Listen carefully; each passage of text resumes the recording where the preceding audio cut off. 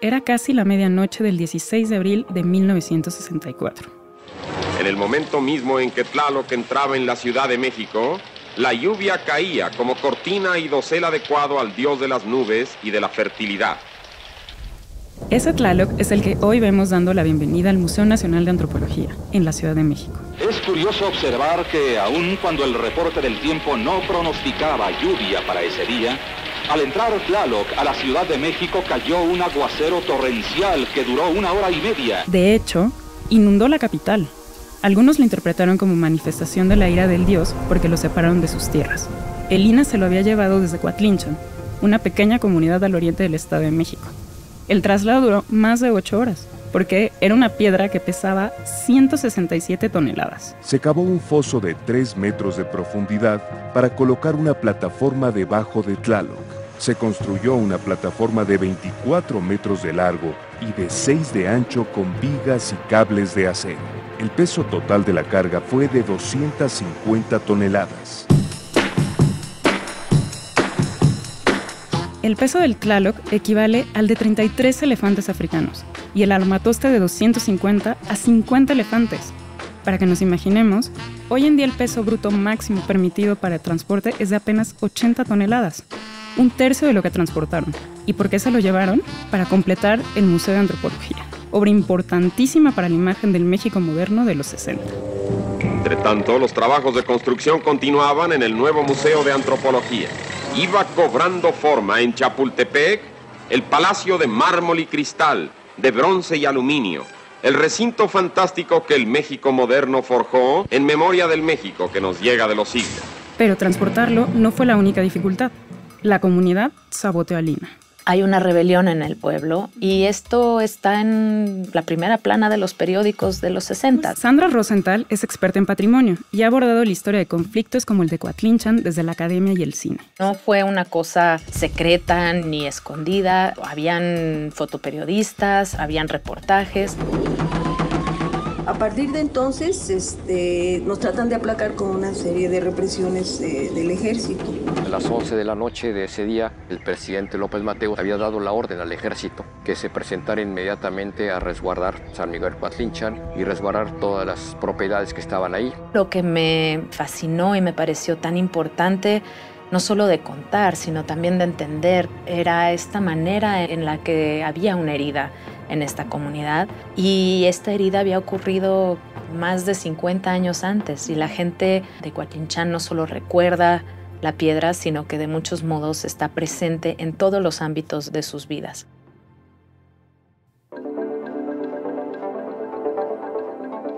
¿Qué es y qué no es patrimonio? ¿Quién decide lo que debe ser conservado? ¿A quién le pertenece? ¿Importa cómo y dónde se exhiben las cosas? Esto es Pasado Presente, un podcast del Centro de Estudios Históricos del Colegio de México, en el que historiadoras e historiadores nos cuentan las bases para entender nuestro presente. Yo soy Carla Benítez y en este episodio platiqué con Sandra Rosenthal sobre el patrimonio de México y las relaciones y resistencias que lo conforman y lo transforman.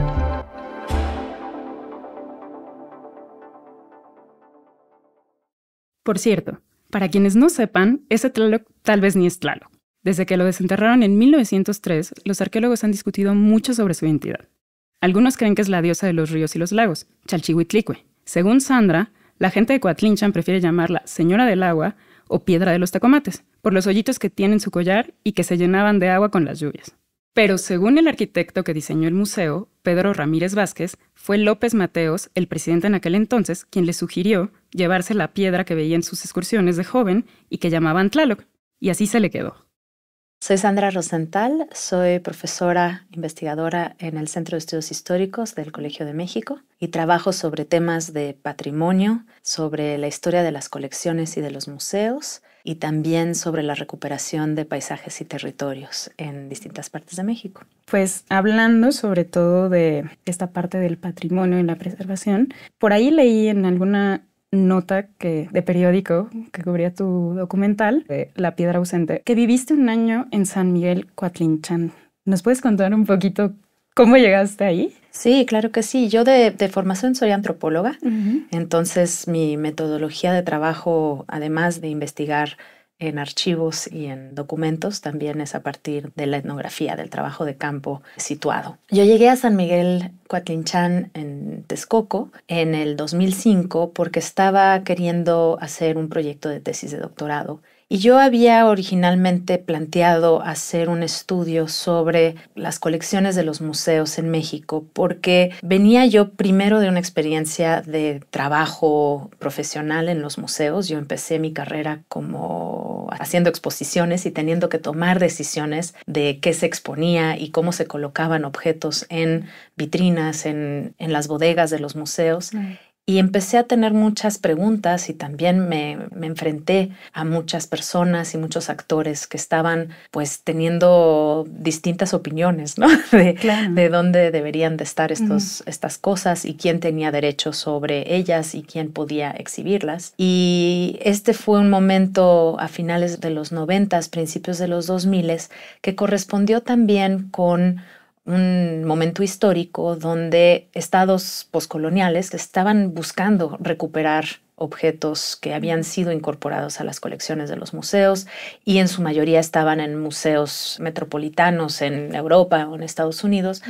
Y entonces había, por un lado, a nivel internacional una discusión, también marcos legales que estaban empezando a surgir, delimitando quién podía reclamar estos objetos, sobre todo restos humanos, pero también objetos vinculados con rituales y con procesos más desde el ámbito sagrado para muchas comunidades. Pero en México realmente no había una discusión. Me di cuenta que México es un país donde el patrimonio está muy inscrito en la identidad nacional. Yo creo que todos podemos pensar así, nada más cerrando los ojos, en un objeto de patrimonio y nos va a venir el mismo a la cabeza, ¿no? La Piedra del Sol, la pirámide del Sol o de la Luna en Teotihuacán, tal vez la de Chichén Itzá, algún edificio o espacio emblemático de otros periodos históricos, pero sí hay una preeminencia, ¿no?, de lo prehispánico.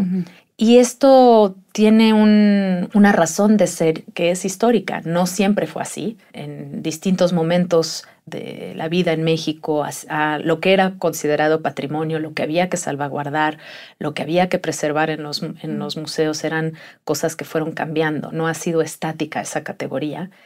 Y es una categoría también que está muy inscrita en un proyecto de Estado de exhibición y de salvaguarda de ciertos objetos que están asociados con una identidad nacional, con los bienes de la nación, son inalienables, tienen que estar en los museos. Entonces yo diseñé un proyecto de investigación donde pensaba yo estudiar sobre casos muy específicos donde yo ya había ubicado que había habido algún tipo de conflicto. Y estos conflictos en realidad no eran secretos, no eran temas tabús tampoco.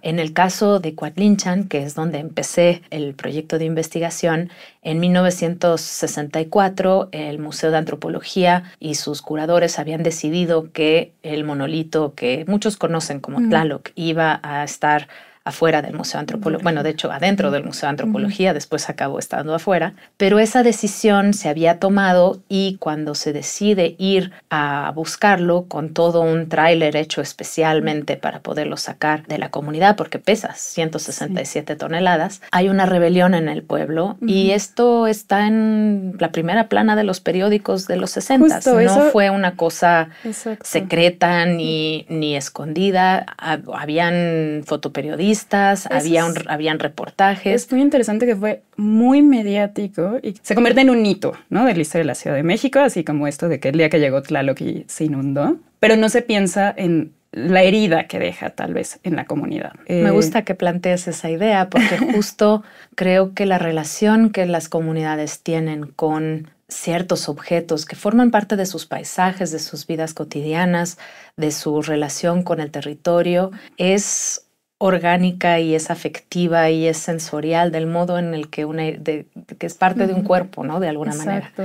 Entonces yo empecé la investigación en Coatlinchan y en realidad la riqueza de ese caso y de lo que fui encontrando tanto en los archivos como las personas con las que pude convivir en Coatlinchan mientras vivía ahí y desde entonces, porque tengo una relación pues muy a largo plazo con la gente de allá, se llaman a sí mismos los tlacuaches, entonces tenemos pues una amistad y un vínculo muy a largo plazo. Sigo yendo bastante seguido, sigue habiendo un vínculo también mío, ¿no? Afectivo y también pues de agradecimiento, porque me abrieron sus casas y sus corazones de muchos modos para que yo pudiera realizar esta investigación. Y justo lo que me fascinó y me pareció tan importante, no solo de contar, sino también de entender, era esta manera en la que había una herida en esta comunidad, y esta herida había ocurrido más de 50 años antes, y la gente de Coatlinchan no solo recuerda la piedra, sino que de muchos modos está presente en todos los ámbitos de sus vidas. Y justo eso me pareció muy sugerente desde el título que elegiste, esto de la piedra ausente, porque desde ahí creo que ya te estás posicionando, ¿no? O sea, porque si tú vas a Reforma, ahí está la piedra, ¿no? Si la quieres llamar así. Desde que decías este nombre, obviamente estás hablando del lado de la comunidad, ¿no? Y que creo que tiene que ver con esta experiencia de la que hablas, ¿no? Pero es un poco paradójico esto que dices, que está ausente, pero al mismo tiempo está presente en la comunidad de distintas formas, ¿no? O sea, no sé. El título es un poco irónico también, porque está en todo, o sea, en Coatlinchan está en todos lados. Hay réplicas en todos lados, en las plazas públicas, en las casas de las personas. Se multiplica, es casi como una ausencia que la multiplica, ¿no? Que se volvió productiva.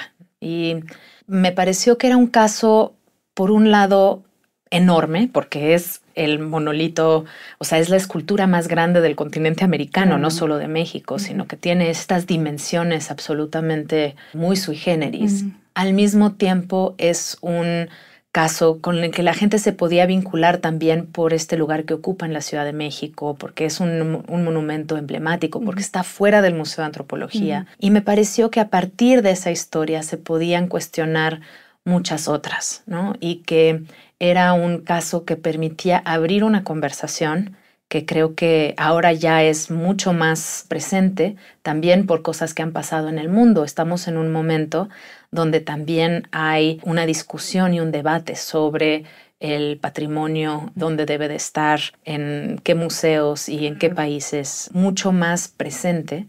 También creo que en México está mucho más presente este debate, y desde este caso tan grande, que se pudiera también hablar de los más pequeños, ¿no? Y de también otros objetos y otros procesos. Creo que en México hemos estado muy enfocados en lo que está fuera de México, lo que se llevaron, ¿no? Entonces, el penacho de Moctezuma, ¿no? Ese es como el caso que ha sonado, de hecho, desde hace más de un siglo, ¿no? Indigna a todos, ¿no? Y todo el mundo está muy indignado, y varios presidentes lo han solicitado, y no ha habido necesariamente una discusión sobre lo que sí está aquí y cómo llegó a los lugares donde está. Entonces, en el Museo de Antropología hay objetos y hay elementos que vienen de lugares y que estaban relacionados con ciertas comunidades que consideran que fueron apropiados, incluso robados, de modos no tan distintos de como tal vez pensamos en el penacho de Moctezuma. Exacto. ¿No? Y ahorita estamos en este momento donde hay toda esta campaña de repatriaciones que se está también planteando como nueva, y una cosa que me interesa pensar en el patrimonio desde la historia y en historizar esta categoría es también ver que tal vez no es tan nuevo. Estas campañas de Mi Patrimonio No Se Vende, muy enfocadas hacia las casas de las subastas, pero también los reclamos que se han hecho muy sonados, muy mediáticos, ¿no? De los gobiernos más recientes mexicanos para conseguir que se devuelvan cosas que están en el extranjero a México, tampoco son algo nuevo. De hecho, el primer caso de repatriación fue negociado por Lucas Alamán en 1820 y fue de un códice que William Bullock se había llevado a Inglaterra. El mismo penacho de Moctezuma fue reclamado por Maximiliano.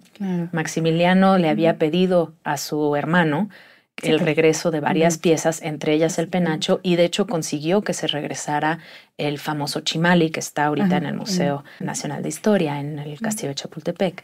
Entonces hay esta historia de repatriaciones que no es visible. Y incluso en el Museo de Antropología hay objetos que fueron repatriados, por ejemplo, a principios de la década de los 80s, se repatriaron unos murales teotihuacanos de la colección Wagner que estaban en el Museo de Young en San Francisco, Y esos están en la sala de Teotihuacán, en el Museo de Antropología, pero no tienen ni una cédula que te explique que fueron repatriados. Todo el proceso. O que fueron restituidos y cuál fue toda la negociación que llevó a que estén ahí. Entonces, también creo que es muy importante ver los procesos de repatriación dentro de un marco histórico. Ya sugeriste que al final lo que consideramos patrimonio o no tiene que ver muchas veces con estas negociaciones, con el momento histórico y demás. Pero a lo mejor nuestros escuchas no tienen muy claro qué es el patrimonio. No sé si podrías darnos una explicación muy breve de qué es, qué no es. Es una excelente pregunta porque realmente, como decíamos, ¿no? Tenemos una idea como muy clara de lo que es el patrimonio y todos podemos tal vez imaginar o describir un objeto o un sitio, pero en realidad si nos hacemos la pregunta de qué es el patrimonio es bastante complicado porque se puede entender como un régimen legal, ¿no? Una serie de leyes que fueron promulgadas en distintos momentos históricos, sobre todo en el siglo XIX, pero también en el XX, después de la Segunda Guerra Mundial, que norman que ciertas cosas son bienes de la nación y que por lo tanto son inalienables y deben de ser resguardadas, protegidas, y también el Estado, por lo tanto, tiene derechos sobre ellas. Las leyes también siempre son un poco ambiguas, un poco sujetas a interpretación, y también podemos pensar que el patrimonio no es solamente un régimen legal, sino que también es todo un sistema de prácticas y de formas de relacionarse con el mundo material, desde el modo en el que para ciertas comunidades o ciertos grupos hay objetos que permiten extender su existencia en el mundo más allá de la vida humana, ¿no? Y que tienen esta materialidad que es esencial para su supervivencia. Pero eso también quiere decir que lo que es patrimonio para unos no necesariamente lo es para otros. O que el modo en el que se puede resguardar o cuidar el patrimonio no necesariamente es el mismo para todo el mundo, ¿no? Yo recuerdo que me afectó mucho unos casos de los palos tótem de la costa noroeste de Estados Unidos y de Canadá, que habían sido reclamados también más o menos a finales de los 90, principios de los 2000 de distintos museos. Y las comunidades lo que querían, estoy pensando en particular en uno que estaba en un museo en Estocolmo, las comunidades lo que querían era que estas esculturas de madera se volvieran a colocar en su lugar en el bosque, porque para cumplir su ciclo ritual se tienen que podrir y desaparecer. Y los museos decían, se las regresamos, pero las tienen que cuidar y preservar como objetos de museo, porque nosotros llevamos 200 años cuidando esto, ¿no? Y haciendo todo para que no se deteriore, ¿no? La premisa del museo es congelar lo más posible el objeto para que no le afecte el tiempo y se pueda guardar para las generaciones futuras. Qué interesante. Y para muchas comunidades, la destrucción del patrimonio también es parte de lo que vuelve ese objeto o ese espacio patrimonio. Sí, lo que le da un sentido, ¿no? Entonces ahí se arma un conflicto entre una práctica que finalmente también es histórica y también es situada, de pensar que hay ciertas cosas que porque tienen un valor artístico o porque tienen un valor histórico, tienen un valor cultural, se tienen que guardar, se tienen que aislar, ¿no? De los procesos naturales a los cuales todos estamos, ¿no? en entropía, ¿no? Para que puedan estar igualitos para siempre. Y para muchas comunidades tal vez no se tienen que destruir, pero tal vez su cambio es importante. Esto los restauradores que trabajan en la ENCRIM, en el INAH, lo saben muy bien. Hay casos donde restauran una imagen de un santo. Al perder la pátina del tiempo, pierde su poder, aunque quedó muy restaurado, ¿no? Y se ve más como tal vez se hubiera visto nuevo y se ve más arreglado, pues ya a veces incluso no solo la pátina, ¿no? Sino las rupturas o los defectos también es lo que le da poder a las cosas para muchas comunidades. Entonces, a mí me empezó a interesar mucho tratar de entender también algo que yo había notado en muchos lados, y me preguntabas de San Miguel Coatlinchán, y me acuerdo muy bien las primeras veces que yo fui a que presenté ante la Asamblea del Pueblo mi proyecto y pedí la autorización para hacer la investigación con las autoridades que estaban a cargo. Es una comunidad que se sigue manejando por usos y costumbres. Y había una señora que me dijo, ¿pero usted es del INAH? No, no soy del INAH. ¿Y usted es arqueóloga? No, tampoco. Pero la última persona que vino a preguntarnos de las piezas arqueológicas y de eso, la sacamos con escopeta. Okay. Y esto es algo que también he estado documentando en muchos sitios. Hay mucha reticencia a que los arqueólogos trabajen en las comunidades. Los arqueólogos muchas veces no escriben sobre esto porque sus reportes suelen ser técnicos sobre sus hallazgos y no sobre los procesos en los cuales ocurren esos hallazgos. Pero es muy difícil trabajar en las comunidades porque hay sospecha, hay una sensación de que se van a llevar las cosas, hay incluso bastantes tensiones. Hubo un caso muy alarmante a mediados de los 90 en el Usumacinta, que es otro proyecto de investigación que estoy trabajando ahorita, de un altar en el sitio del Cayo, donde los arqueólogos fueron para poder sacarlo y restaurarlo, y pues hubo una reacción terrible y los querían linchar y se escaparon por el río, ya les dispararon y a duras penas sobrevivieron. El evento que menciona Sandra fue en 1997, en medio de la selva de Chiapas. Un arqueólogo australiano de la Universidad de Calgary, su estudiante y 2 colegas mexicanos del INAH, junto con 7 trabajadores, intentaron llevarse el altar 4, que es un disco de piedra de media tonelada tallado con la imagen de un noble maya y que está muy bien preservado. La idea era protegerlo de saqueadores. Los gobiernos de México, Canadá y Australia pasaron una semana tratando de encontrar a los 11 hombres después de que huyeron de los pobladores hacia la selva. Hubo balazos. El incidente causó escándalo en la prensa extranjera y en México se convirtió en una advertencia velada entre los arqueólogos de la zona. Y también hay muchas historias de que pues, los arqueólogos están viniendo a robar, que en realidad se están llevando el oro, ¿no? La asociación entre la arqueología y el oro también es una constante que yo he visto en muchos lados de México, en Oaxaca, en Chiapas, también en el Estado de México.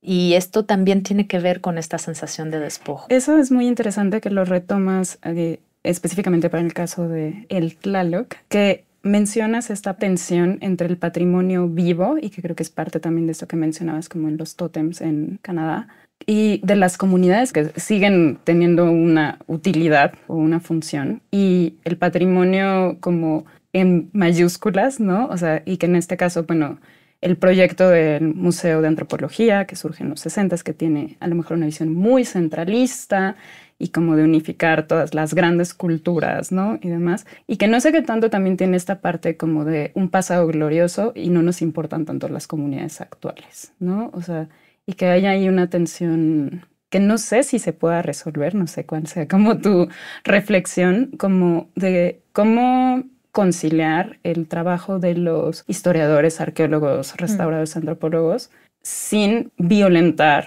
o hacer menos a las comunidades. Pues de muchos modos lo que impulsa mi investigación tiene que ver con esa necesidad que creo que hay de entender que estas cosas no son meramente cosas, que no se pueden aislar de los lugares, los procesos, incluso las ecologías y las comunidades con las que conviven fácilmente. Y en estos procesos de separarlas y llevarlas a los museos y ponerlas ahí, pues nunca son del todo exitosos. O si lo son, siempre son estos procesos verticales, desde arriba. Y lo he visto últimamente, que los mismos arqueólogos, el mismo INAH está empezando a preocuparse por cómo las comunidades conviven con estas cosas, también para que puedan ellos ser custodios de ellas, ¿no? En el caso del Museo de Antropología, pues es muy interesante. Es una institución que se funda con un patrimonio, digamos, indígena del pasado, por un lado, y del presente de ese momento, ¿no? Hay unas salas arqueológicas y hay unas salas etnográficas y están separadas, aunque tienen ciertos vínculos. Hay una cita arriba del marco de la puerta de salida del Museo de Antropología que siempre me ha parecido muy elocuente de estas relaciones del patrimonio y del lugar que ocupan en la construcción de la nación. Y es de Jaime Torres Bodet, que era el secretario de Educación en el momento de que se construye el museo. Y dice: valor y confianza ante el porvenir hallan los pueblos en la grandeza de su pasado. Mexicano, contémplate en el espejo de esa grandeza. Comprueba aquí, extranjero, la unidad del destino humano. Pasan las civilizaciones, pero en los hombres quedará siempre la gloria de que otros hombres hayan luchado para erguirlas. Y ahí creo que se ve el sesgo que tiene también este estado por el patrimonio prehispánico, por el pasado, por los vestigios arqueológicos. Se ve eso en cómo está construido el museo, el lugar que se le da la arqueología en relación a las colecciones que se llaman etnográficas, aunque también hay lugares donde se mezclan. Hay objetos que están en las salas de arqueología que en realidad fueron recolectados en el siglo XX o a finales del XIX y que estaban en uso, que eran objetos que no salieron de una excavación o de unas ruinas que estaban abandonadas, sino que estaban siendo utilizadas a pesar de ser prehispánico, como las urnas del Istmo, de las cuales escribe mi colega Miruna Kim. Hay muchos momentos donde se desdibujan estos límites, estas fronteras entre qué es etnográfico y qué es arqueológico. Pero en el museo definitivamente hay una valoración del pasado, un pasado que además es un espejo en el que todos los mexicanos nos reconocemos por igual. Exacto. Entonces es de todos, no es de una comunidad específica. Todos tenemos esta herencia que tiene que ver con el proyecto del mestizaje y los extranjeros pueden admirar ahí la grandeza de México y el lugar que ocupa México en la cultura universal, ¿no? Que también era mucho la idea de Torres Bodet al hacer el museo, ¿no? De que se posicionara México como uno de las cunas de la civilización universal, no necesariamente americana o mexicana. Entonces, de nuevo, regresando a estos casos de las repatriaciones, ¿no? Se acaba de repatriar el que le dicen el Portal del Inframundo, que es una pieza olmeca que es de Chalcatzingo y se trajo de vuelta a México hace unos años y estuvo en el Palacio de Cortés esperando ser regresado al sitio de Chalcatzingo y hace apenas unos meses se devolvió a Chalcatzingo, pero se devolvió a el sitio arqueológico que pertenece a Lina en un espacio acomodado para poderlo exponer al público como pieza de museo. Okay. Y me parece que tiene un contraste muy interesante con un caso que fue en el 2022 de un objeto que, bueno, es una máscara de piel de venado que estaba en una colección en Suecia, en el que fue el Museo Etnográfico de Suecia, pero que ahora se llama el Museo de las Culturas del Mundo. Y esta máscara, que se llama una masacoga, era un objeto que pertenecía a las comunidades yaquis y que fue muy interesante porque fue adquirido en 1934 por los curadores y los antropólogos del Museo Sueco en Tlaxcala, porque estaba la migración yaqui, la migración forzada yaqui en esa época. Entonces había comunidades yaquis en Tlaxcala y este objeto sale de Tlaxcala al Museo Etnográfico de Suecia y lo encuentran ahí personas de las comunidades yaquis que fueron a ver esas colecciones y lo piden de regreso. Y que yo sepa es de los pocos objetos que se ha devuelto a las comunidades, no al Estado. No al Estado. Okay. Y fue Lina que negoció, y el Estado mexicano negoció esa repatriación y después se entregó a las comunidades yaquis, que además es muy interesante porque las comunidades yaquis están de los dos lados de la frontera. Hay en Estados Unidos y hay en México. Y la máscara está moviéndose. Y ese caso me parece también que nos permite pensar, ¿no? ¿Hubiera sido lo mismo si hubiera sido prehispánico? O el hecho de que era etnográfico, pues, o que se catalogó como etnográfico, o sea, volvió posible esa restitución. Sí, y esa como solución a lo mejor un poco más creativa, ¿no? Y, o sea, regresándome al título que elegiste, que sigue pareciéndome súper sugerente esto de la piedra ausente. O sea, ya hablamos un poco de la ausencia, pero también ¿por qué elegiste piedra? Es una súper pregunta y me costó mucho trabajo encontrarle un nombre porque justo se conoce como el Tlaloc de Coatlinchan o el Tlaloc del Museo de Antropología, pero incluso los arqueólogos no se ponen muy de acuerdo de si es Tlaloc o no es Tlaloc y los que han escrito sobre esto, sobre todo, dicen que no hay ningún elemento ni iconográfico, ni escultórico, ni incluso relacionado con el lugar donde se encontró que lo pueda asociar con Tlaloc. De hecho, a nivel iconográfico se piensa que más bien podría ser Chalchihuitlicue, que tenemos la famosa diosa del agua que está en la sala teotihuacana, que es una pieza de Teotihuacán, que más o menos tiene una cierta similitud, aunque es mucho más pequeña, y también por el lugar donde se encontró, que es una cañada que está asociada con los ríos y con el lago de Texcoco y que es parte del paso del agua del cerro de Tlaloc y que baja hacia el lago de Texcoco, pues se piensa que más bien podría ser Chalchihuitlicue. Entonces hay un debate entre los expertos, digamos, entre los arqueólogos, un debate que no está resuelto porque siguen habiendo discusiones, pero la gente de Coatlinchan en su mayoría le dice la piedra. Y le dicen la piedra de los tecomates por los agujeros que tiene como una de sus facciones más representativas. Y yo llevo escuchando hablar de la piedra y la piedra y la piedra y la piedra de los tecomates, y entonces me pareció que otra manera también de tratar de darle un lugar a su forma de relacionarse con esa cosa es con el nombre que ellos le dan. Justo me pareció como muy interesante porque creo que contrapone un poco como la visión a lo mejor más centralista y oficial de este es el Tlaloc que va a ser la pieza que vamos a poner para recibir al gran proyecto que es el Museo de Antropología, y por otro lado la relación que tiene la comunidad, ¿no? Y analizando también el uso, ¿no? Hay una teoría del patrimonio que está presente en cómo la gente se relaciona con estas cosas, y al calificar a este objeto como una piedra también es un modo de relacionarla con el territorio y con el paisaje y con esa solidez de lo que nos conecta a la tierra, ¿no? A lo telúrico. Y me parece que ahí hay una teorización del lugar que ocupan y pueden ocupar ciertos objetos en estas relaciones que nos conectan a ciertos lugares y a las personas que viven en ellos. Ahora estoy haciendo un nuevo proyecto que no es tan distinto, también es pensando sobre temas de patrimonio, pero en este caso no es una escultura ni algo hecho por manos humanas, sino un volcán. Estoy trabajando sobre el Paricutín y las secuelas de esa erupción en los años 40 en comunidades contemporáneas de la meseta purépecha. Y justo el tipo de proyecto que he estado trabajando de manera colaborativa con gente allá también incluye un proyecto de película documental y la restitución de documentos y de archivos que están en instituciones científicas en México y fuera de México para hacer exposiciones, para hacer también reconocimientos territoriales. Entonces hemos estado trabajando con geólogos y con gente de las comunidades que fueron casi borradas del mapa por el volcán y reubicadas a otros lugares para poder ubicar exactamente dónde estaba el pueblo que ahora está a 40 metros debajo de la lava.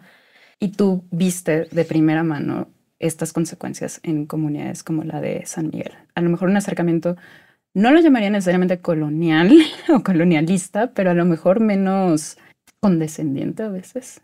Mira, yo creo que la antropología ha sido pues muy criticada, ¿no? Por ser una disciplina que emergió de la mano del colonialismo y del proyecto colonial. Y esa es una herencia con la cual yo creo que todos los que estamos de alguna manera inscritos en esa disciplina vivimos con esa herencia y también con la conciencia, que mucha de la producción del conocimiento de esa disciplina estaba no solo basado en relaciones de poder muy desiguales, sino que también se nutrió de ellas, ¿no? Y en muchos casos fue extractivista. Y para mí, si bien me parece que ese es un legado con el que tenemos de muchos modos que enfrentarnos, también me parece que es una disciplina que aportó no solo una metodología, ¿no? Mucha gente cree que la etnografía es una metodología y yo pienso que es una sensibilidad, es un encuentro desde las diferencias, ¿no? Y en ese encuentro se pueden producir desde el diálogo, desde la colaboración, muchísimas posibilidades, ¿no? Y también es un modo de restituir.